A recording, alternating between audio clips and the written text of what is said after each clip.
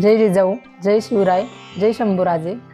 गडकिल्ले संवर्धन प्रतिष्ठान महाराष्ट्र राज्य सादर करत आहोत शिवसाम्राज्याचे दिनविशेष.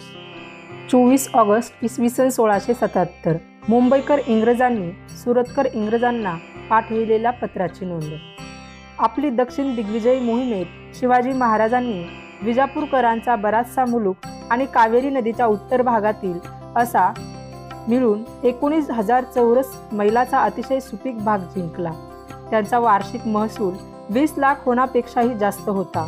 महाराज यानंतर उत्तर कर्नाटकात आले. त्याबद्दलची इंग्रजांची नोंद शिवाजी सध्या ऊर्ध्व कर्नाटकात जेथे जिंजी, तंजावर, पिलकुंडा हे मजबूत व अन्य अनेक किल्ले त्यांनी घेतले असून मुसलमानांचा लज्जास्पद पराभव त्याने केला आहे आणि त्यांनी श्रीरंगपट्टण लुटले आहे असे मानले जाते. तेथून त्यांनी प्रचंड संपत्ती सोबत नेली असे म्हणतात. परतताना ब्रिदरूर घेण्याचे व त्याद्वारे कॅनरा प्रांत नव्या जिंकलेल्या त्यांच्या राज्याला जोडण्याचे त्यांचे नियोजन आहे. 24 ऑगस्ट इसवी सन 1680 संभाजी राजांचे दानपत्र. संभाजी राजांनी कुडाळ येथील रहिवासी बाकरे शास्त्री यांना प्रतिवर्षी 10,000 होनाचे दानपत्र करून दिले. हे दानपत्र संस्कृत मध्ये असून त्यातील अक्षर सुंदर आहे. तसेच सुरुवातीला शंकरादी देवांना वंदन करून पुढच्या 2 ओळी स्वतः संभाजी राजांच्या हस्ताक्षरातील आहेत.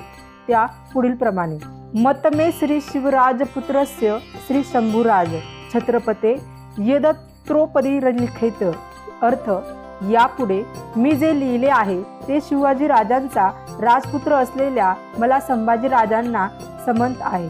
या वेळेपर्यंत अजून संभाजी राजांचा राज्याभिषेक झाला नव्हता.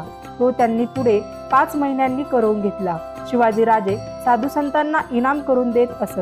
त्याप्रमाणेच हे दानपत्र संभाजी राजांनी कुडाळच्या बाकरे शास्त्री या मांत्रिकाला दिले. हे दानपत्र खूप मोठे आहे. त्यात काही ठिकाणी संभाजी राजांनी काही लोकांचा उल्लेख केले आहेत. ते महत्त्वाचे आहेत. ते पुढील प्रमाणे: शिवाजी राजांच्या पराक्रमाचे केलेले वर्णन. शिवाजी राजांनी अफजल खानाला मारताना बिचाव हे शस्त्र वापरले.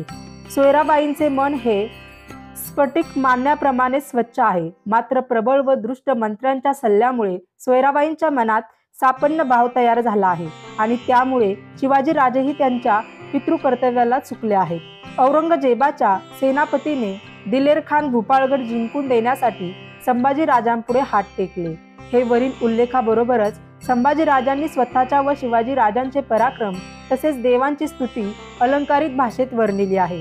या दानपत्रातून संभाजी राजांच्या मनात स्वतःविषयी व शिवाजी राजे, सोयराबाई, मंत्रीगण, औरंगजेब व इतर शत्रूबद्दलचे विचार व्यक्त होतात.